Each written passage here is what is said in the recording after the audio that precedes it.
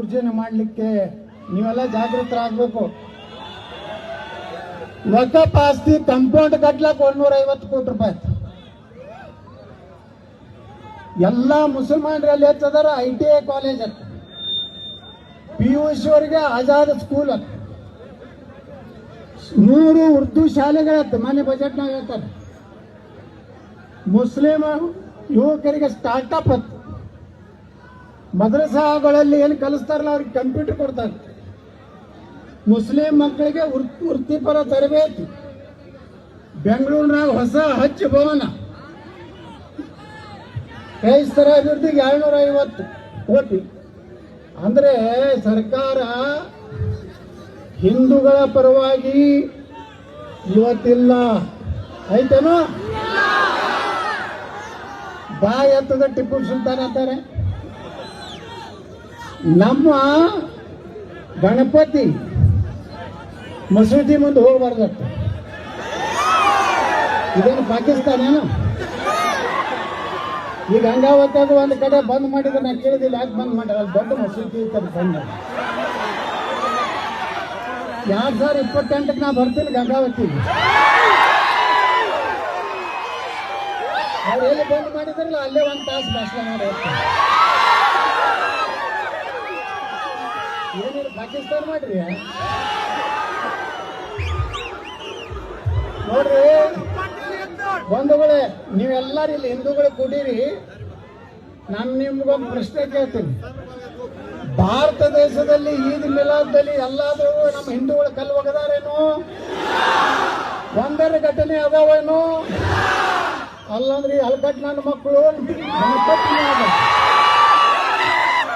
ಗಣಪತಿ ಮ್ಯಾಗ ಕಲ್ಲು ಒಗಿತಾರ, ಕೇಸ್ ಆಗುದಿಲ್ಲ. ಅವ್ರ ಮ್ಯಾಗ ಕೇಸ್ ಮಾಡುದಿಲ್ಲ. ಯಾರ ಮ್ಯಾಗ ಮಾಡ್ತಾರ? ಹಿಂದೂಗಳ ಮ್ಯಾಗ ಕೇಸ್ ಮಾಡ್ತಾರ. ಏನತ್ ಮಾಡ್ತಾರ? ಮಸೂತಿ ಮುಂದೆ ಕುಣಿದ್ರತ್ ಕೇಸ್ ಮಾಡ್ತಾರೆ. ಅಲ್ಲಿದಿಂದ ಸಣ್ಣ ಮಕ್ಕಳಿಗೆ ಈ ಮದ್ರಸಾದಲ್ಲಿ ಕಲಿಸ್ತಾರಲ್ಲ, ಗಣಪತಿಯ ಮೂರ್ತಿ ಮೇಲೆ ಉಗುಳಿದು ಕಲಿಸ್ಯಾರ. ಅಂದ್ರೆ ಎಷ್ಟು ನೀಚ ಸಂಸ್ಕೃತಿ ಅವ್ರ ಬಳಿ ಬಂದದ. ಅದಕ್ಕೆ ಭಾರತ ರತ್ನ ಡಾಕ್ಟರ್ ಬಾಬಾ ಸಾಹೇಬ್ ಅಂಬೇಡ್ಕರ್ ಅವರು 1944 ಭವಿಷ್ಯ ಹೇಳಿದ್ರು. ಇನ್ನಾಗ ಒಬ್ರು ಯಾರೋ ನಮ್ಮ ಅಧಿಕಾರಿಗಳು ಹೇಳಿದ್ರು ನನಗೆ, ಚಾಮುಂಡಿ ತಾಯಿಯ ಪೂಜೆ ಸನಾತನ ಧರ್ಮದ ಯಾವುದೇ ಹೆಣ್ಣು ಮಗಳಿಗೆ, ಆ ದಲಿತ ಹೆಣ್ಣು ಮಗಳಿರಲಿ, ಯಾವುದೇ ಸಮಾಜದವರಿರಲಿ, ಚಾಮುಂಡಿ ತಾಯಿಗೆ ಪೂಜೆ ಮಾಡುವ ಅಧಿಕಾರ, ಹಕ್ಕು ಬಾಬಾ ಸಾಹೇಬ್ ಅಂಬೇಡ್ಕರ್ ಅವರು ಕೊಟ್ಟಾರ.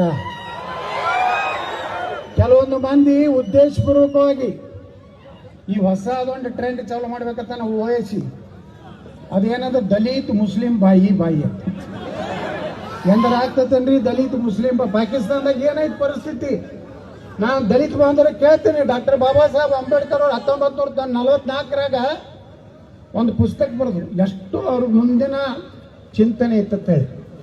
ಅದಕ್ಕೆ ನಾನು ಸಮಸ್ತ ಹಿಂದೂಗಳಿಗೆ ವಿನಂತಿ ಮಾಡ್ಕೋತೀನಿ, ಪ್ರತಿಯೊಬ್ಬರು ಬಾಬಾ ಸಾಹೇಬ್ ಅಂಬೇಡ್ಕರ್ ಅವ್ರ ಫೋಟೋ ನಿಮ್ಮ ಮನ್ಯಾಗ ಇಡಬೇಕು. ಯಾಕನ್ನೋದು ಈಗ ಹೇಳ್ತೀವಿ ನಾವು. ಬಾಬಾ ಸಾಹೇಬ್ ಅಂಬೇಡ್ಕರ್ ಅವ್ರು ಹೇಳ್ತಾರೆ, ಪಾರ್ಟಿಷನ್ ಆಫ್ ಪಾಕಿಸ್ತಾನ್. ನೀವೆಲ್ಲ ಬುಕ್ ತೆಗೆದು ನೋಡ್ರಿ, ಆನ್ಲೈನ್ದಾಗ ನೆಟ್ದಾಗ ಹೋಗಿ ನೋಡ್ರಿ. ಬಾಬಾ ಸಾಹೇಬ್ ಅಂಬೇಡ್ಕರ್ ಅವ್ರು ಬರೆದಂಥ ಪುಸ್ತಕದಾಗ ಹೇಳ್ತಾರೆ, ನೆಹರು ಗಾಂಧಿಗೆ ವಾರ್ನಿಂಗ್ ಮಾಡ್ತಾರೆ.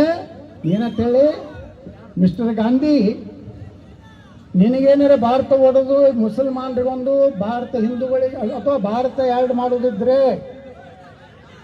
ಭಾರತವನ್ನು ಇಬ್ಬಾಗ ಮಾಡೋದಿದ್ರೆ, ಇಲ್ಲಿ ಕೇಳ್ರಿ, ಅಂಬೇಡ್ಕರ್ ಅವ್ರು ಎಷ್ಟು ಸ್ಪಷ್ಟ ಇದ್ರು. ಇಲ್ಲಿರುವಂತ ಮುಸಲ್ಮಾನರನ್ನ ಪಾಕಿಸ್ತಾನ ಕೊಟ್ಟು ಕಳಿಸ್ಬೇಕು, ಪಾಕಿಸ್ತಾನದಾಗಿರುವಂತ ಹಿಂದೂಗಳನ್ನ ಭಾರತಕ್ಕೆ ತಗೊಂಡು ಬರ್ಬೇಕಂತ ಹೇಳಿ ನಾ ಹೇಳ್ತಾ ಇಲ್ಲ, ಅಟಲ್ ಬಿಹಾರಿ ವಾಜಪೇಯಿ ಹೇಳಲ್ಲ, ನರೇಂದ್ರ ಮೋದಿ ಅವರು ಹೇಳಲ್ಲ, ಲಾಲ್ ಕೃಷ್ಣ ಅದ್ವಾನಿ ಅವರು ಹೇಳಲ್ಲ. ಈ ದೇಶದ ಸಂವಿಧಾನ ಬರೆದಂತ ಪುಣ್ಯಾತ್ಮ ಡಾಕ್ಟರ್ ಬಾಬಾ ಸಾಹೇಬ್ ಅಂಬೇಡ್ಕರ್ ಎಷ್ಟೋರು ಅವ್ರು ಏನ್ ಹೇಳ್ತಾರೆ ಮುಂದೆ, ಇಸ್ಲಾಂದಲ್ಲಿ ಸಹೋದರ ಭಾವ ಇಲ್ಲ. ಅವ್ರು ಎಂದೂ ಮತ್ತೊಂದು ಧರ್ಮದವರು ಅಣ್ಣತಮ್ಮರ ತಿಳ್ಕೋದಿಲ್ಲ. ಅದು ದಲಿತರು ಹಿಂದೂಗಳು ಜಗಳಾಡ್ಕೋತಿದ್ರು ಸಹ ಒಂದಿಲ್ಲ ಒಂದ್ ದಿವಸ ಹಿಂದೂ ಸಮಾಜ ದಲಿತರನ್ನು ಒಪ್ಕೋಬಹುದು, ಆದ್ರೆ ಇಸ್ಲಾಂ ಎಂದು ದಲಿತರನ್ನು ಒಪ್ಕೋದಿಲ್ಲ ಅಂತೇಳಿ ಬಾಬಾ ಸಾಹೇಬ್ ಅಂಬೇಡ್ಕರ್ ಹೇಳ್ತಾರೆ. ಹಂಗಾದ್ರೆ ದಲಿತ ಮುಸ್ಲಿಂ ಬಾಯಿ ಬಾಯಿ ಎಲ್ಲಿದ್ದು ಬರ್ತೈತಪ್ಪ? ಆ ಹೈದರಾಬಾದ್ ನಿಜಾಮ್ ಅದಲ್ಲ ಹಿಂದೆ, ಅಂಬೇಡ್ಕರ್ ಅವ್ರ ಬಳಿ ಹೋಗು. ಅಂಬೇಡ್ಕರ್ ಒಂದು ಆಫರ್ ಕೊಟ್ರು, ನೀವು ಇಸ್ಲಾಂ ಸೇರಿಬಿಡ್ರಿ ಅಂಬೇಡ್ಕರ್, ನನ್ನ ಅರ್ಧ ಆಸ್ತಿ ನಿಮ್ಮ ಕುಟುಂಬಕ್ಕೆ ಹಚ್ತೀನಿ ಅಂದ್ರು. ಆದ್ರೆ ಅಂಬೇಡ್ಕರ್ ಒಂದು ಮಾತು ಹೇಳ್ತಾರೆ ಅವಾಗ, ಭಾಳ ಆದ್ರೆ ಒಬ್ಬ ನಾನು ದಲಿತ ದೊಡ್ಡ ಶ್ರೀಮಂತ ಆಗ್ಬೋದು, ನನ್ನ ಮರಿ ಮೊಮ್ಮಕ್ಕಳು ತಿನ್ನಟ್ಟು. ಯಾಕಂದ್ರೆ ಅವಾಗನೇ 1,00,000 ಕೋಟಿ ರೂಪಾಯಿ ಅವನ ಆಸ್ತಿ. ಅವಾಗ 25 ರೂಪಾಯಿ ತೊಲಿ ಬಂಗಾರ ಇದ್ದಾಗ 1,00,000 ಕೋಟಿ ಆಸ್ತಿ ಇತ್ತು. ಅದ್ರಾಗ ಅರ್ಧ ಕೊಡ್ತೀನಿ ಅಂತಿದ್ದ. ಅಂಬೇಡ್ಕರ್ ಯಾಕೆ ಬಿಟ್ರಪ್ಪ ಪುಣ್ಯಾತ್ಮರು? ಅವರೆಂದೂ ಆಸೆ ಮಾಡಲಿಲ್ಲ. ಅವ್ರೇನೇನೋ ಮನಸ್ಸು ಮಾಡಿದ್ರೆ, ನಾವು ವಿಧಾನಸಭೆಯಲ್ಲಿ ಹೇಳಿನಿ, ಅಂಬೇಡ್ಕರ್ ಏನಾರೇ ಇಸ್ಲಾಂ ಧರ್ಮ ಸ್ವೀಕಾರ ಮಾಡಿದ್ರೆ ನಾವು ಯಾರು ಹಿಂದೂಗಳು ಈ ದೇಶದಲ್ಲಿ ಇರ್ತಿರ್ಲಿಲ್ಲ. ಮತ್ತು ಅಂಬೇಡ್ಕರ್ ಎಷ್ಟು ದೊಡ್ಡ ಮನುಷ್ಯ ಅಂದರೆ, ಪಾಕಿಸ್ತಾನ ಮುಸಲ್ಮಾನರು ಬೇಡದಾಗ ಅಂಬೇಡ್ಕರ್ ದಲಿತ ಸ್ಥಾನ ಬೇಡಬಹುದಾಗಿತ್ತು. ಅದರ ಬಾಬಾ ಸಾಹೇಬ್ ಅಂಬೇಡ್ಕರ್ ಅವರು ಬೇಡಲಿಲ್ಲ. ಅದಕ್ಕೆ ನಾವೆಲ್ಲ ಅವ್ರಿಗೆ ಪೂಜೆ ಮಾಡಬೇಕಿಲ್ಲ, ಅವ್ರನ್ನೆಲ್ಲ ನೆನಪು ಮಾಡ್ಕೋಬೇಕಿಲ್ಲ. ನಮ್ಮ ಮೇಲಿನ ಜಾತಿಯನ್ನವ್ರ ಬಲ್ಲಿ ಅವ್ರ ಬಗ್ಗೆ ತಪ್ಪು ಕಲ್ಪನೆ ಕೊಟ್ಟರು ಬಂಧುಗಳೇ. ಇವತ್ತು ಸಹ ಅಂಬೇಡ್ಕರ್ ಅವರಿಗೆ ದಿಲ್ಲಿಯಲ್ಲಿ ಅವರ ಅಂತ್ಯಕ್ರಿಯೆ ಮಾಡಲಿಕ್ಕೆ 6x6 3 ಫೂಟ್ ಜಾಗ ಕೊಡಲಿಲ್ಲ. ಆ ಪುಣ್ಯಾತ್ಮ ಅಂಬೇಡ್ಕರ್ ಪಾರ್ಟಿ ಸರಿ ತರಬೇಕಾದ್ರೆ, ದಿಲ್ಲಿಯಿಂದ ಮುಂಬೈಗೆ ಬರಬೇಕಾದ್ರೆ ಸ್ವತಃ ಅಂಬೇಡ್ಕರ್ ಅವರ ಕಾರ್ ಇತ್ತು. ಆ ಕಾರ್ ಮಾರಿ ಅದನ್ನು ಇಂಡಿಯನ್ ಏರ್ಲೈನ್ಸ್ ಏರ್ ಇಂಡಿಯಾಕ್ಕೆ ರೊಕ್ಕ ತುಂಬಿ ಎಲ್ಲೂ ಒಂದು ನಿರ್ಗತಿಕರಾದಂಥ ಚೌಪಾಟಿಯಲ್ಲಿ ಅವರ ಅಂತ್ಯಕ್ರಿಯೆ ಆಯಿತು. ಈ ನೆಹರು, ಇಂದಿರಾ ಗಾಂಧಿ, ರಾಜೀವ್ ಗಾಂಧಿ ಇವರು ಎಲ್ಲ ಪ್ರಧಾನಮಂತ್ರಿ ಇದ್ದಾಗ ಬಾಬಾ ಸಾಹೇಬ್ ಅಂಬೇಡ್ಕರ್ ಅವರಿಗೆ ಭಾರತ ರತ್ನ ಕೊಡಲಿಲ್ಲ. ಅಟಲ್ ಬಿಹಾರಿ ವಾಜಪೇಯಿ, ಲಾಲ್ ಕೃಷ್ಣ ಅದ್ವಾನಿ ಅವರು, VP ಸಿಂಗ್ ಸರ್ಕಾರದಲ್ಲಿದ್ದಾಗ ಈ ದೇಶದ ಸಂವಿಧಾನ ಬರೆದಂಥ ಪುಣ್ಯಾತ್ಮ ಬಾಬಾ ಸಾಹೇಬ್ ಅಂಬೇಡ್ಕರ್ ಅವರಿಗೆ ಭಾರತ ರತ್ನ ಸಿಕ್ತು. ಪಾರ್ಲಿಮೆಂಟ್ನಲ್ಲಿ ಬಾಬಾ ಸಾಹೇಬ್ ಅಂಬೇಡ್ಕರ್ ಅವರ ಭಾವಚಿತ್ರ ಇರಲಿಲ್ಲ. ಇದನ್ನೆಲ್ಲ ದಲಿತರು ತಿಳ್ಕೋಬೇಕು. ದಲಿತರು ಮೇಲ್ಜಾತಿ ಆ ಜಾತಿ ಅನ್ನೋಕ್ಕಿಂತ ನಾವೆಲ್ಲ ಸನಾತನ ಧರ್ಮೀಯರು ಒಂದಾಗದಿದ್ರೆ ಇಂಥ ಸಿದ್ದರಾಮಯ್ಯನಂತವ್ರು ಬಂದು ಇದನ್ನು ಪಾಕಿಸ್ತಾನ ಮಾಡ್ಲಿಕ್ಕಂತಾರೆ ನೋಡ್ರಿ.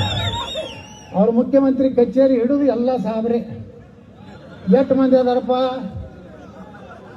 ಇಲ್ಲಿ. ಮಹಾನಿರ್ದೇಶಕ, ಪೊಲೀಸ್ ಮಹಾನಿರ್ದೇಶಕ ನಾವು ಹಿಂದೂ ಒಬ್ಬ ಆಗ್ಬೇಕಾಗಿತ್ತು, ಹಿಂದೂ DGIGP ಆಗ್ಬೇಕಾಗಿತ್ತು.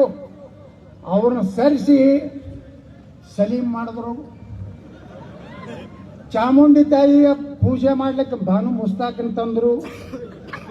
ಕರ್ನಾಟಕ ರಸ್ತೆ ಸಾರಿಗೆ ಅಕ್ರಮ್ ಪಾಷಾ, ಮಹಿಳಾ ಮಕ್ಕಳು ಇದನ್ನ ಶಾಮ್ಲಾ ಇಕ್ಬಾಲ್, 4 ಮಂದಿ IAS ಸಾಬ್ರು ಮುಖ್ಯಮಂತ್ರಿ ಕಚೇರಿಯಾಗ.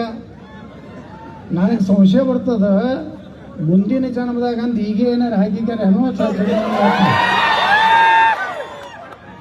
ಅವ್ರಿಗೆ ಗುರ್ತು ಆಗ್ತದೆ. ಇನ್ನು ಮೇಲೆ ಈ ಜನ ನೋಡಿದ್ಮ್ಯಾಗ ನಮ್ಮ ಪೊಲೀಸ್ ಇಂಟೆಲಿಜೆನ್ಸ್ ಹೋಗ್ತದ.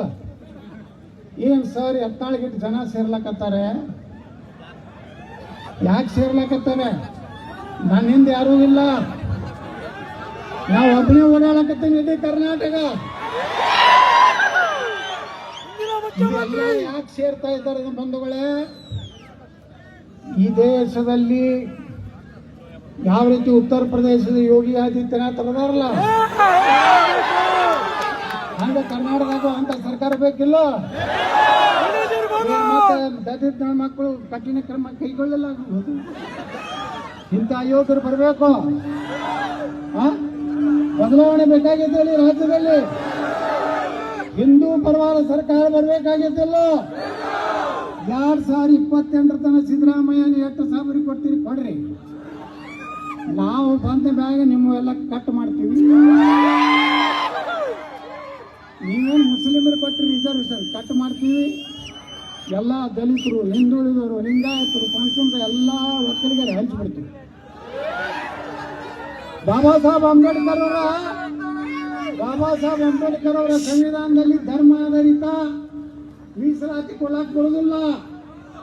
ಆದ್ರೆ ಸಿದ್ದರಾಮಯ್ಯ ಕಾಂಟ್ರಾಕ್ಟರ್ ಸಹಿತ ಅವರಿಗೆ ನೌಕರಿ ಒಳಗೂ ಅವ್ರಿ ಅದು ಹುಟ್ಟಿದವರು ಹಿಂದೂಗಳೇನು ಹೆಂಡಿ ತಿನ್ಬೇಕು. ಆ ಸಿದ್ದರಾಮಯ್ಯ ಅಲ್ಲ, ನಿಮ್ಮ ಹಾಲು ಮೊತ್ತಕ್ಕೂ ಸಹ ನೀವು ಏನು ಮಾಡಲಾಗಿರಿ. ಕುರಿಗಾರಿಗೆ ಒಂದು 10 ಲಕ್ಷ ರೂಪಾಯಿ ಸಬ್ಸಿಡಿ ಮಾಡಿದ್ರೆ ಇಲ್ಲ, ಅವ್ರದ್ದು ನೆನಪಿಲ್ಲ ಅವರಿಗೆ. ಹೊತ್ತು ಹೊಂಟ್ರೆ ಅದೇ ಜಮೀರ್ ಹೇಳ್ತಾನ, ಸುಮೀರ್ ಕೇಳ್ತಾನ, ಅಲ್ಲಿ ಹೋಗಲ್ಲ. ನಮ್ಮ ಹೋಮ್ ಮಿನಿಸ್ಟರ್ ಅದಾರ, ಗ್ರೇಟ್ ಹೋಮ್ ಮಿನಿಸ್ಟರ್ ಇನ್ ಕರ್ನಾಟಕ, ನನ್ನ ಗಮನಕ್ಕೆ ಬಂದಿಲ್ಲ, ಪರಿಶೀಲಿಸಿ ಹೇಳುತ್ತೇನೆ. ಅದೊಂದು ಸಣ್ಣ ಪುಟ್ಟದಲ್ಲಿ ಭಾಳಷ್ಟು ವಿಚಾರ ಮಾಡುವಂಥ ಅವಶ್ಯಕತೆ ಇಲ್ಲ. ಮತ್ತು ಯಾಕಾಗಿರಿ ಸುಮ್ಮನೆ ನೀವು ಗೃಹ ಮಂತ್ರಿ ಬಿಟ್ಟು ಲೋಕೋಪಯೋಗರಾಗಲಿ, PWD ಯಾವುದದು ಕಂದಾಯರಾಗ್ರಿ, ಪರಮೇಶ್ವರ್ ಸಾಹೇಬ್ರ ನಿಮ್ಮ ಬಗ್ಗೆ ಗೌರವ ಐತಿ. ನಾ ಹೇಳಿದೆ ವಿಧಾನಸೌಧದಾಗ ಒಮ್ಮೆ ನರೇಂದ್ರ ಸ್ವಾಮಿಗೆ ನನಗೆ ಜಗಳ ಆಯಿತು. 14 ದಲಿತರು ಯಾಕೆ ಮುಖ್ಯಮಂತ್ರಿ ಆಗಬಾರ್ದಂತ ಕೇಳ್ದ ನರೇಂದ್ರ ಸ್ವಾಮಿ. ಅವಾಗ ಹೇಳ್ದ, ಪರಮೇಶ್ವರನ್ನ ಮುಖ್ಯಮಂತ್ರಿ ಮಾಡ್ರಿ, ನಾ BJP ಇದ್ರು ನಿಮ್ಗೆ ಓಟ್ ಹಾಕ್ತೀನಿ ಅಂತ. ದಮ್ಮ ಐತೆ ಅವ್ರಿಗೆ ಅವ್ರು ಪರಮೇಶ್ವರ್ ಮುಖ್ಯಮಂತ್ರಿ ಮಾಡೋದು. ಪಾಪ ಪರಮೇಶ್ವರನ್ನು ಗೃಹ ಮಂತ್ರಿ ಮಾಡಿ ಕೆಟ್ಟ ಮಾಡ್ಲಕತ್ತಾರ. ಸಿದ್ದರಾಮಯ್ಯ ಭಾಳ ಚಲೋ ಅದ. ಇನ್ನೊಂದು ಗಿರಾಕಿ ಆಯ್ತದು DK ಶಿವಕುಮಾರ್. ಮೈ ಬ್ರದರ್ಸ್ ಬಾ ಬ್ರದರ್, 78 ಬಾ ನೀನು ಬಾ. ಹಿಂಗ ಇವರು ಹಿಂದೂಗಳನ್ನು ಬ್ರದರ್ಸ್ ತಿಳ್ಕೊಳ್ಳಿಲ್ಲ. ಹಿಂದೂ ವಿರೋಧಿ ನೀತಿ ಎದಕ್ಕೆ ಬೇಕಪ್ಪ? ಚಾಮುಂಡಿ ತಾಯಿದೆ ಸಾಕಷ್ಟು ಮಂದಿ ಹಿಂದೂಗಳೊಳಗಿಲ್ಲ. ಧರ್ಮಸ್ಥಳದಾಗ ಏನಾಯ್ತು? ಧರ್ಮಸ್ಥಳಕ್ಕೆ ಬುಲ್ಡೋಜರ್ ಹತ್ತಿದ್ದೀವಿ ಅನ್ನೋದವ್ರಿಗೆ ಕೇಸ್ ಇಲ್ಲ. ನಾನು ಮಸೂದೆ ಮುಂದೆ ಯಾರಾದ್ರೂ ಅಕ್ರಮ ಮಸೂದೆ ಮೇನ್ ರೋಡ್ನ ಕಟ್ಟಿದ್ರೆ, ನನ್ನ ಸರ್ಕಾರ ಕರ್ನಾಟಕ ಬಂದ್ರೆ ಇಲ್ಲಿಗಲ್ ಮಸೂದಿಗಳೆಲ್ಲ ಸ್ವಚ್ಛ ಮಾಡ್ತೀನಿ, ಬುಲ್ಡೋಜರ್ ಹಾಕ್ತೀನಿ ಅಂತ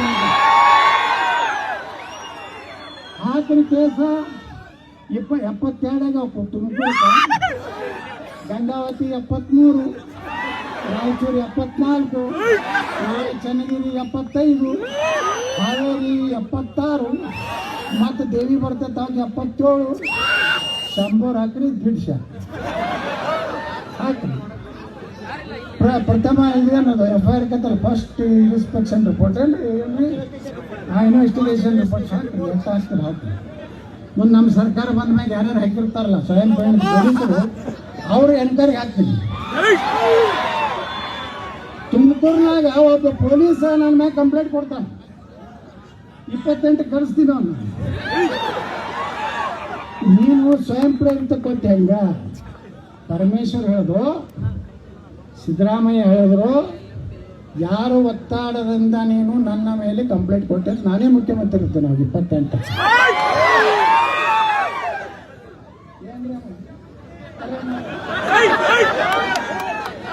ಅವರಿಬ್ಬರು ಹೇಳಕತ್ತಿ ನಾನೇ ಮುಖ್ಯಮಂತ್ರಿ ಇರ್ತೇನೆ. ಜನರ ಶಕ್ತಿ ಮುಂದೆ ಏನು ಮಾಡ್ಲಿಕ್ಕೆ ಆಗುದಿಲ್ಲ. ಎಲ್ಲರೇ ಬಂಗಾರ ಚಮಚದಾಗ ತಿಂದೋಂಡು ಅಂದ್ರೆ ನಿಮ್ದೇನು ಉದ್ಧಾರ ಮಾಡೋದಿಲ್ಲ. ಮೊದಲೇ ಲೂಟಿ ಮಾಡ್ಯಾನ, ಇನ್ನು ಮತ್ತೆ ಲೂಟಿ ಮಾಡ್ತಾರೆ. ಅದಕ್ಕೆ ಈ ರಾಜ್ಯದ ಜನ ಗೊತ್ತಾಗ್ಬಿಟ್ಟೈತಿ ಎತ್ತಾಳ ಹೆಂಗ ಗೊತ್ತಾಗೈತಲ್ಲ. ಸೀದಾ ಸೀದಾ ಸಿದ್ದರಾಮಯ್ಯ ಹೇಳಿನಿ, ಮಿಸ್ಟರ್ ಯತ್ನಾಳ್, ನಿನಗ BJPದಿಂದ ಎಕ್ಸ್ಪೆಲ್ ಮಾಡ್ಯಾರ. ನಾನು ಹೇಳಿದೆ, ಸನ್ಮಾನ್ಯ ಮುಖ್ಯಮಂತ್ರಿಗಳೇ, ಸನ್ಮಾನ್ಯ ದೇವರು ನಿಮ್ಮನ್ನು ಎಕ್ಸ್ಪೆಲ್ ಮಾಡ್ಯಾರ. ಏನಂದೆ? ಮತ್ತೊಮ್ಮೆ ಹೇಳಿದೆ, ಮುಖ್ಯಮಂತ್ರಿ ಸಿದ್ದರಾಮಯ್ಯನವರೇ, ನೀವು ಸನ್ಮಾನ್ಯ ಶ್ರೀ ದೇವೇಗೌಡರು ಎಕ್ಸ್ಪೆಲ್ ಮಾಡ್ಯಾರ. ಹೌದು, ಹಂಗಾದ್ರೆ ಎಕ್ಸ್ಪೆಲ್ ಆದವರೆಲ್ಲ ಮುಖ್ಯಮಂತ್ರಿ ಆಗ್ತಾರ. ಕುಮಾರಸ್ವಾಮಿ ಅವ್ರನ್ನು ದೇವೇಗೌಡರು ಎಕ್ಸ್ಪೆಲ್ ಮಾಡಿದ್ರು, ಅವರು ಕರ್ನಾಟಕ ಮುಖ್ಯಮಂತ್ರಿ ಆದರು. ಯಡಿಯೂರಪ್ಪ ಅವ್ರನ್ನು ಸಹ BJP ಎಕ್ಸ್ಪೆಲ್ ಮಾಡಿತ್ತು, ಅವ್ರು ಬಂದು ಮತ್ತೆ ಎಕ್ಸ್ಪೆಲ್ ಮಾಡಿ ಇನ್ನು ಮುಂದಿನ ಪಾಳೆ ಎಕ್ಸ್ಪೆಲ್ ಆದೊಂದೇ ಇಲ್ಲ. ಎಕ್ಸ್ಪೆಲ್ ಆದಾನ ಹೊಳ್ಳಿ BJP ಬರ್ತಾನ. ಕೆಲವು ಮಂದಿನ ಡೌಟ್ ಐತಿ, ಯತ್ನಾಳ ತಗೋದಿಲ್ಲ, ಹೆಂಗಾರ ಮಾಡಿ ನಾವು ವಿಜೇಂದ್ರನ ಬೆನ್ನು ಹತ್ತಬೇಕು. ಭಾಳ ಬೆನ್ನು ಹತ್ತಿದ್ರೆ ನಾನು ಟಿಕೆಟೇ ಕೊಡೋದಿಲ್ಲ, ನನ್ನ ಕೈಗೆ ಬರುವುದಲ್ಲ. ಹೇಳ್ತೀನಿ, ಅವ್ರು ಸರಿ ಇಲ್ಲ, ನನ್ನ ಕೈ ಕೊಡ್ರಿ, ನಾವು 150 ತಂದು ತೋರಿಸ್ತೀವಿ ಅಂತ ಹೇಳ್ತೀವಿ. ಹಾಕ್ತಿರಲಿ ಹೋಗಿ ಎಲ್ಲರೂ ತಿಳಿಬೇಕು. ಯಾರು ಏನು ಹೇಳಿದ್ರು ಕೇಳುವುದಿಲ್ಲ. ನಮ್ಮ ಸರ್ಕಾರ ಬಂದ್ರೆ ಗಣಪತಿ ಕೂಡ್ಸ್ಲಕ್ ಪರ್ಮಿಷನ್ ಬೇಕಾಗಿಲ್ಲ, ಕರೆಂಟ್ ಬೇಕಾದಷ್ಟು ಹುಕ್ ಹಾಕಿ ಬೇಕಾದಷ್ಟು ಹೊಡ್ಕೋರಿ. ಸೀದಾ ಕರ್ನಾಟಕ ಸರ್ಕಾರದ ಎಲ್ಲ ಆಫೀಸರ್ ನಿಮ್ಮ ಗಣಪತಿ ಪೆಂಡಾಲ್ಗೆ ಬಂದು ನಮಸ್ಕಾರ. ನಾನು ಕರ್ನಾಟಕ ಸರ್ಕಾರದ ಪ್ರತಿನಿಧಿಗಳು ಬಂದಿದ್ದೇವೆ. ಗಣಪತಿಯನ್ನು ಎಲ್ಲಿ ಕೂಡಿಸ್ತಾ ಇದ್ದೀರಿ, ಏನೇನು ಮತ್ತೆ ನಮ್ಮ ಅನುಮತಿ ಏನೇನು ಎಲ್ಲ ತಂದಿದ್ದೇವೆ. ಕರೆಂಟ್ ಬೇಕಾದಷ್ಟು ತೆಗೆದುಕೊಳ್ಬೋದು. ಹಾಗೂ ಕರ್ನಾಟಕ ಸರ್ಕಾರದ ಮಾನ್ಯ ಮುಖ್ಯಮಂತ್ರಿಗಳು 11,000 ರೂಪಾಯಿ ನಿಮಗೆ ದೇಣಿಗೆ ಕೊಟ್ಟು ಕಳಿಸಿದ್ದಾರೆ.